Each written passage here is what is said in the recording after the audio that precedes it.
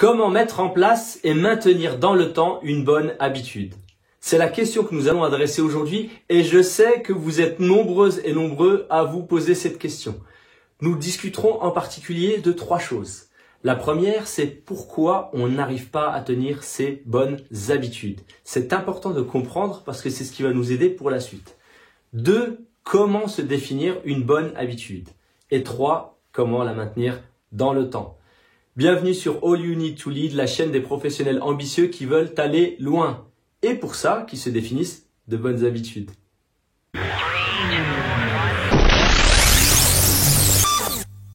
Est-ce qu'il vous est arrivé de croiser quelqu'un que vous n'aviez pas vu depuis un certain temps et vous êtes surpris par la transformation physique que la personne peut avoir faite sur 2-3 ans, surprise parce qu'elle a appris une nouvelle langue et qu'aujourd'hui elle parle couramment telle ou telle langue, un nouvel instrument ou parce que sa progression de carrière est surprenante. Il y a plein d'exemples et vous en avez à coup sûr autour de vous ou bien sur les réseaux sociaux de personnes qui ont réellement mené une transformation, pas en un jour, pas en une semaine, mais en plusieurs mois ou plusieurs années. La puissance des bonnes habitudes, elle est phénoménale. Et c'est pour ça que vous comme moi, si vous regardez cette vidéo, vous savez très très bien que si vous étiez capable de prendre une décision et de maintenir l'effort dans le temps, vous pourriez obtenir des résultats fantastiques dans de très nombreuses disciplines. Pourquoi on n'y arrive pas et comment on peut faire? C'est ce que nous allons voir et je vais commencer par vous partager les raisons, selon moi, qui font qu'on ne tient pas une bonne habitude. La première, elle est très simple, c'est qu'il est facile de ne pas faire quelque chose. Il est facile de ne pas faire ces 5 000, 10 000, 15 000 pas par jour. Une journée ou 2 parce que vous êtes pris, parce que vous êtes fatigué, parce que vous avez voyagé toute la journée. Il y a plein de bonnes raisons pour ne pas le faire. La deuxième chose, c'est que on n'obtient pas de résultats immédiats d'une bonne habitude. C'est pas parce que vous faites vos 10 000 pas par jour que du jour au lendemain, vos performances physiques vont s'améliorer de manière drastique, que votre santé va s'améliorer de manière significative. Inversement, c'est pas parce que vous ne les faites pas une journée que votre santé va se dégrader. La troisième raison, elle me semble plus fondamentale et certainement la plus dure aussi à adresser puisqu'elle demande du temps, c'est si vous ne faites pas vos 10 000 pas par jour, c'est qu'aujourd'hui, vous ne vous considérez pas comme quelqu'un de sportif ou quelqu'un d'actif physiquement. Il y a une dissonance entre l'image que vous faites de vous, c'est-à-dire quelqu'un qui n'est pas particulièrement dynamique et qui veut essayer de faire ses 10 000 pas par jour, versus je suis quelqu'un de dynamique et donc je fais mes 10 000 pas par jour puisque c'est qui je suis. Cette différence entre qui je pense être et ce que je dois faire fait que quand ce que je dois faire n'est pas complètement cohérent avec ce que je me fais comme image de moi-même, je suis plus facilement tenté de ne pas chercher la cohérence puisqu'il n'y en a pas. Une fois qu'on a compris les freins pour le maintien des bonnes pratiques, des bonnes habitudes, la question c'est comment je définis une bonne habitude.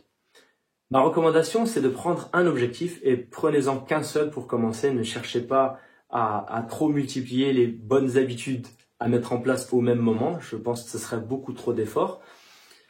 Prenez un objectif qui vous donne vraiment envie. Essayez de réellement vous dire, est-ce que vraiment c'est quelque chose que j'ai envie d'atteindre? Si c'est sincère, alors vous allez au moins être tiré par l'idée d'atteindre cet objectif-là.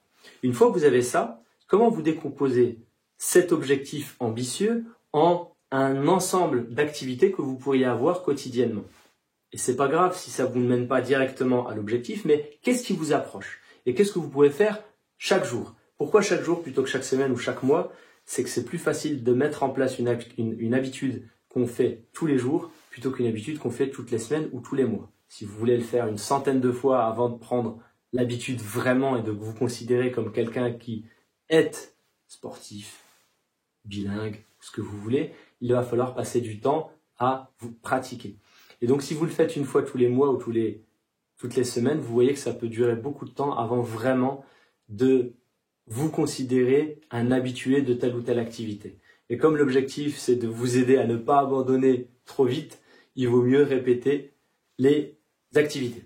Donc, une fois que vous vous dites, je fais quelque chose chaque jour, ma recommandation, c'est prenez que vous voudriez faire chaque jour. Par exemple, je veux apprendre l'italien et je veux l'apprendre. Et donc pour ça, comme je veux aller vite, je vais essayer de mettre 1 heure d'italien par jour. Bam! Je ne sais pas si vous allez tenir 1 heure d'italien par jour, tous les jours, pendant 100 jours, 200 jours, 300 jours. Donc ma recommandation, c'est faites quelque chose de modeste. Et ça peut être 1 minute d'italien, 5 minutes d'italien, pas plus, pas plus. Vous serez peut-être en capacité de faire 1 heure, 2 heures, 3 heures, par exception. Mais qu'est-ce que vous savez tenir de manière durable? Et si c'est 5 minutes, prenez ces 5 minutes. Votre objectif à ce stade-là, c'est simplement d'identifier une habitude qui soit la plus simple possible pour que vraiment, ce soit vraiment facile de la mettre en place pendant un certain temps. Rien ne vous empêche plus tard de passer 7 minutes d'italien ou ces 5 minutes d'italien en 10, 15, 20. C'est votre décision. Mais ne le faites pas dès le départ parce que sinon vous risquez à ce moment-là d'abandonner plus vite. Une fois que vous avez cette habitude, que vous avez vraiment rendu très ridicule s'il le faut. Je vous donne un exemple très personnel et qui est réel, c'est que je me suis mis à un moment donné au sport, il faisait trop froid, j'avais pas envie d'aller sortir et je me sentais pas à ce moment-là capable de sortir dans le froid ou la pluie pour commencer à faire des activités sportives. Je me suis dit, je vais commencer par des pompes. Et comme j'étais nul en pompe, je me suis dit, je vais faire 1 pompe le premier jour. Et je vais rajouter 1 pompe chaque jour. De manière à avoir un objectif qui est super modeste. Franchement, faire une pompe une journée, ça vous prend à peu près rien. 2 pompes le lendemain, rien non plus. Et ainsi de suite. Et vous voyez que plus vous faites quelque chose de simple et plus vous êtes motivé à le faire. D'accord? Donc maintenant, on arrive à comment le maintenir. Pour le maintenir, j'ai quelques astuces pour vous. La première, c'est connectez-le à une habitude que vous avez déjà ou quelque chose que vous faites tous les jours. Dans mon cas, pour les pompes, c'était avant le petit-déj. Je prends pas de petit-déj si j'ai pas fait ma pompe ou mes 2 pompes ou mes 10 pompes le 10e jour. Donc, c'était la règle. Et c'est pas dur du coup parce que je prends l'habitude, ah oui mince, je peux pas prendre mon petit-déj, j'ai pas fait ma pompe ou mes 2 pompes. Vous pouvez faire la même chose avant de vous brosser les dents. Il y a un certain nombre de rituels que vous avez déjà. À chaque fois que vous savez connecter quelque chose avec ce rituel-là, vous avez plus de chances de l'accrocher et donc progressivement de l'intégrer comme une nouvelle habitude.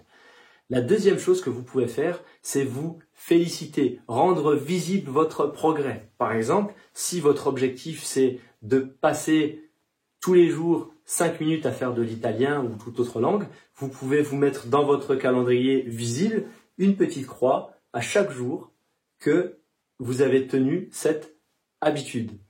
De ce fait, vous avez cette instant gratification qui est, voilà, j'ai fait mon truc et je me mets la petite croix. C'est toujours mieux que d'attendre et de savoir que dans 3 ans, vous allez peut-être être bilingue en italien. La troisième chose que vous pouvez faire, c'est essayer de faire en sorte de vous rendre la vie la plus facile possible.